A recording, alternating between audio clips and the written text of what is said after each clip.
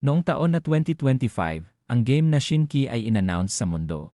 Ang kapangyarihan na nakukuha sa loob ng game na ito ay maaaring makuha ng mga players at maipunta sa realidad.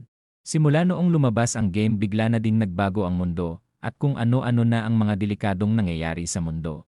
Ang ating bida ay malapit nang marating noon ang pinakatuktok. Ngunit siya ay inatake patalikod ng kanyang kakilala. Hindi niya din daw akalain na gagawin ito sa kanya mismo ng isa sa kanyang pinakamalapit sa buhay. Matapos magising ng ating bida, siya naman ay nagtataka dahil siya ay muling nabuhay. Kaya naman inaakala niya na nangyari ito dahil sa kanyang divine equipment na kanyang nakuha. Matapos muling mabuhay, ang ating bida ay nagpa siyang piliin ang ibang landas. Ang ating bida ay naging isang awaken at biglang naging shadow para makapaghiganti sa kanyang mga kaaway.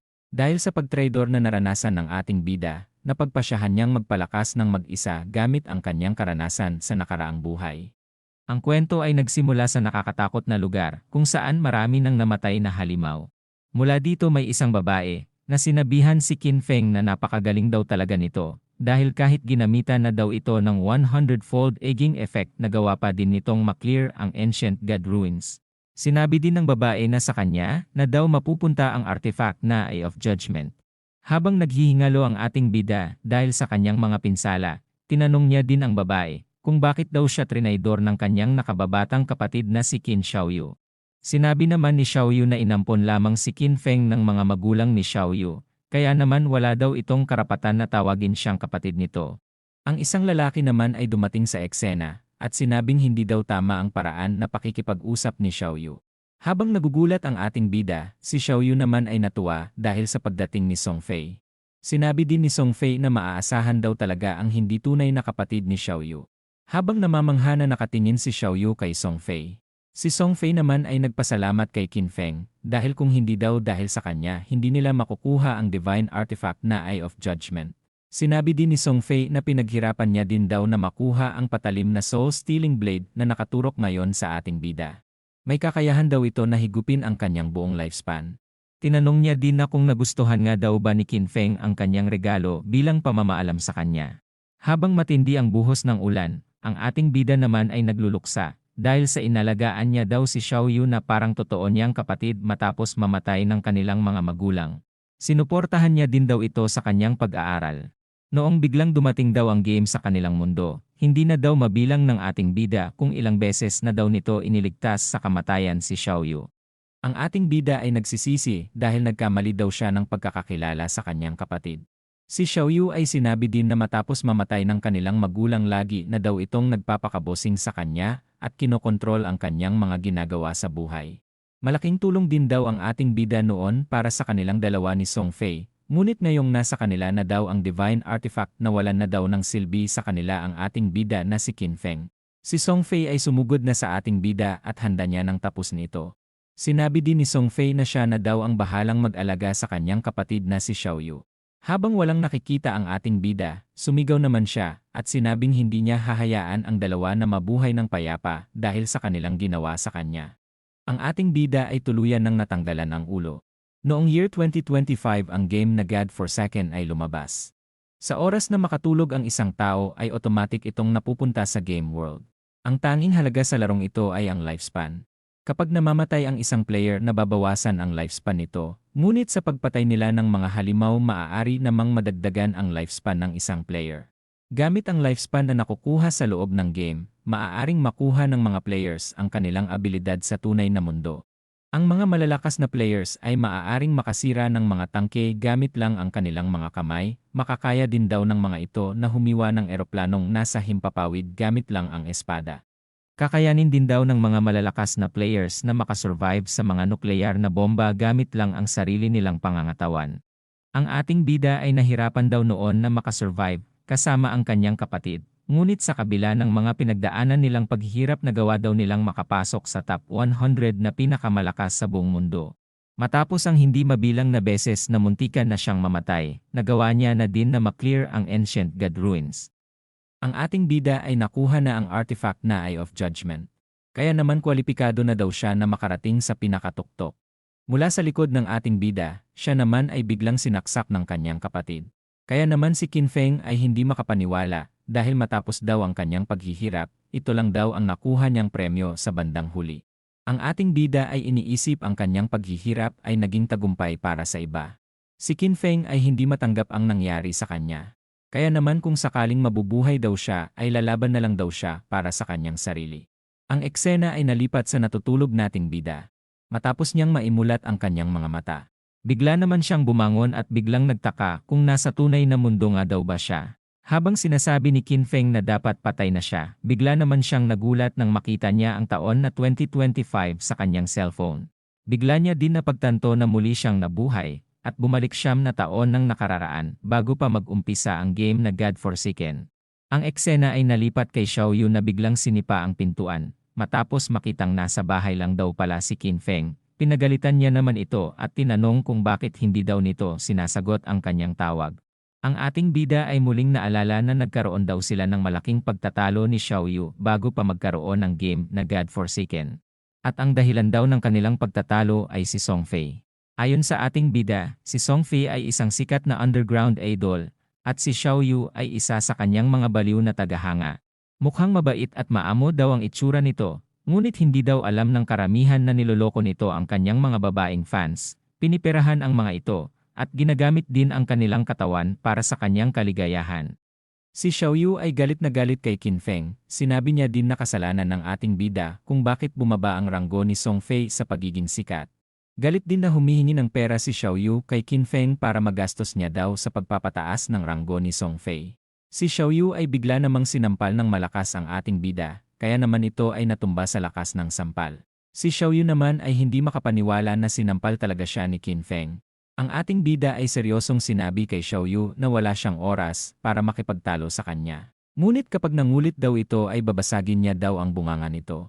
Sinabi din ng ating bida na kahit naghihirap siya nitong mga nakaraang taon hindi niya daw ginalaw ang pera ng kanilang magulang. Ang ating bida ay ibinato ang debit card kay Xiaoyu at sinabing kay Xiaoyu na daw ang lahat ng pera na ito. Habang papasok na si Qin Feng sa kanyang kwarto, sinabi niya naman na hindi niya napapatulan pa si Xiaoyu para sa kanilang mga magulang. Bago pa maisara ang kanyang pintuan, muling sinabi ng ating bida na simula ngayon ay hindi niya na itinuturing na kapatid si Xiaoyu. Ang ating bida ay iniwan na si Xiaoyu habang ito ay umiiyak at nagagalit sa kanya. Ang ating bida ay iniisip na sobrang dami niyang oportunidad na pinalampas noon dahil sa pagprotekta kay Xiaoyu.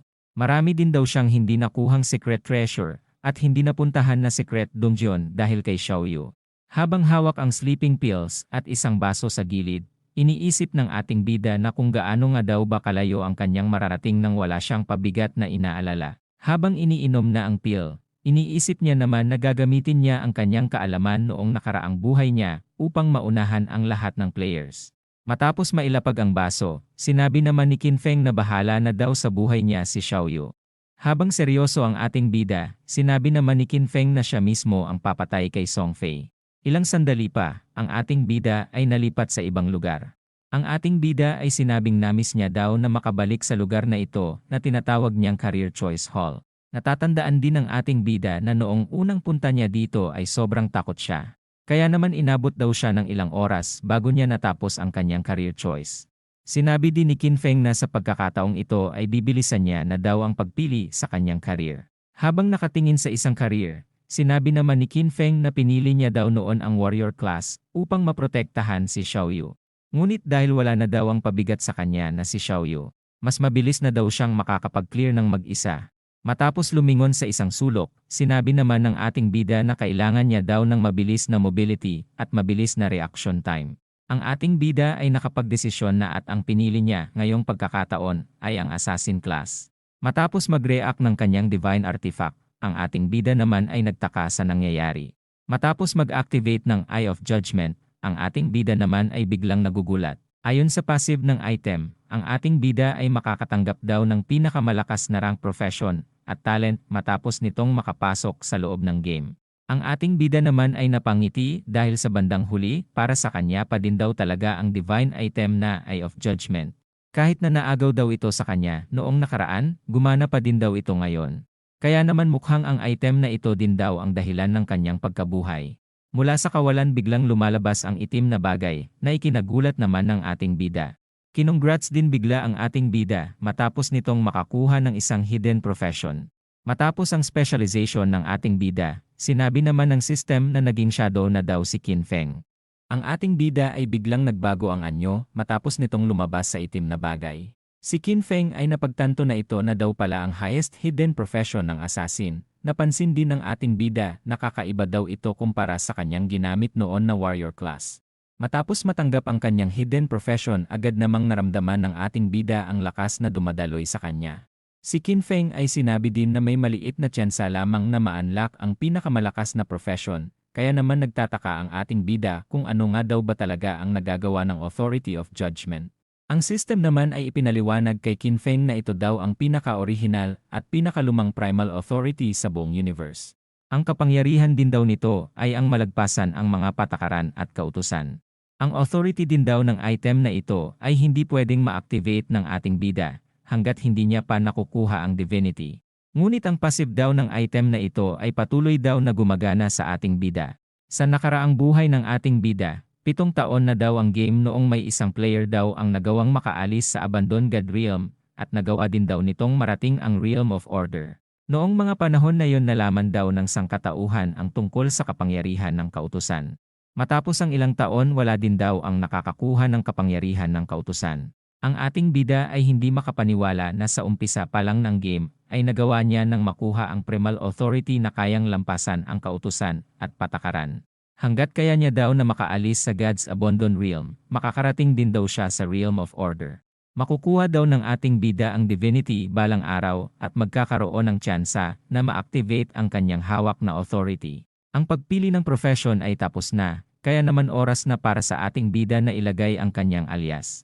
Ang ating bida ay sinabi na nanggaling sa shadow ang kanyang profession, kaya naman shadow na lang din ang kanyang ginawang alias. Ang ating bida ay paunti-unti nang ipinupunta ng system sa God's Abandoned Realm. Sinabi din ng system na isang ruined land ang lugar na ito na puno ng hindi mabilang na halimaw, kaya naman lagi daw maging alerto ang ating bida, dahil lagi daw nakahanda ang mga halimaw na tapusin siya. Pinayuhan din siya ng system na kailangan niyang umalis sa town upang pumatay ng mga halimaw at magkaroon ng tradable lifespan.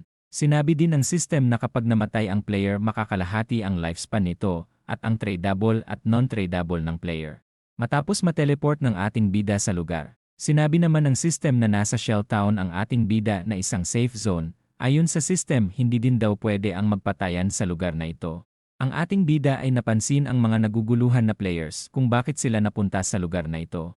Ang ating bida ay iniisip na hindi magtatagal darating na rin daw ang mga players na madaling matutunan ang larong ito. Iniisip ng ating bida na kung gusto niyang mas makauna sa ibang player, kailangan niya na daw bilisan ang kanyang pagkilos. Habang naglalakad ang ating bida siya ay kapansin-pansin dahil sa sobrang kakaiba ng kasuotan nito. Napansin din nila na may hawak itong patalim, kaya naman iniisip ng ibang players na malamang isa daw itong assassin. Ang ating bida ay may napansin na liwanag sa kanyang harapan. At ang mga players na namatay sa kanilang paglalakbay ay muling nabalik sa town. Napagtanto din ng mga players na maibabalik daw pala sila sa town matapos nilang mamatay. Ang mga players na bumalik ay sinabing napakalakas daw ng mga halimaw. Ang isa naman ay sinabing isang level 1 crawler lang daw ang kanilang nakalaban, ngunit hindi man lang daw nila nakalahati ang buhay nito. Natataranta din ang mga players na ito dahil sa pagkawala ng kalahati ng kanilang lifespan. Habang iniinda pa din ang sakit, tinanong naman ng kasamahan ng babae na si Lizzie kung ano na nga daw ba ang kanilang gagawin. Ang ating bida ay napansin ang sandata ni Lizzie at iniisip na mukhang hidden class din ito. Si Lizzie ay napansin din si Qin Feng, kaya naman lumapit ito at sinabi na mukhang hidden class din daw ang ating bida. Inalok din ni Lizzie na makipagtulungan ang ating bida sa kanila, hindi din daw nila magawang matalo ang mga halimaw dahil sa lakas ng mga ito. Dahil sa pagkaubos nila kanina may experience na daw sila sa mga halimaw. Ang ating bida naman ay tinawanan si Lizzie sa kanyang isipan dahil sa pagmamalaki nitong experience sa kanilang pagkatalo. Tumanggi din ang ating bida sa alok ni Lizzie. Dahil sa maikling pananalita ni Qin Feng sinabi naman ng isang lalaki na pakiramdam nito sobrang lakas niya. Binalaan na din daw nila ang ating bida kung gaano kadelikado sa labas ng town, kaya naman mukhang kamatayan lang daw ang hanap ng ating bida. Ang kalbo naman ay sinabi din na mukhang isang hidden class assassin ang ating bida. Kaya naman pwede daw itong makatakbo kapag nalagay ito sa panganib. Si Lizzie ay nakita ang alias ng ating bida na shadow at sinabi din niya na umaarte daw itong malakas. Si Lizzie ay sinabi sa kanyang mga kasama na sundan nila ng tahimik ang ating bida, upang makakalap daw sila ng impormasyon kung paano nila tatalunin ang mga halimaw. Habang nakangiti, sinabi din ni Lizzie na gusto niya din daw na makita ang ating bida na mamatay sa kamay ng mga halimaw.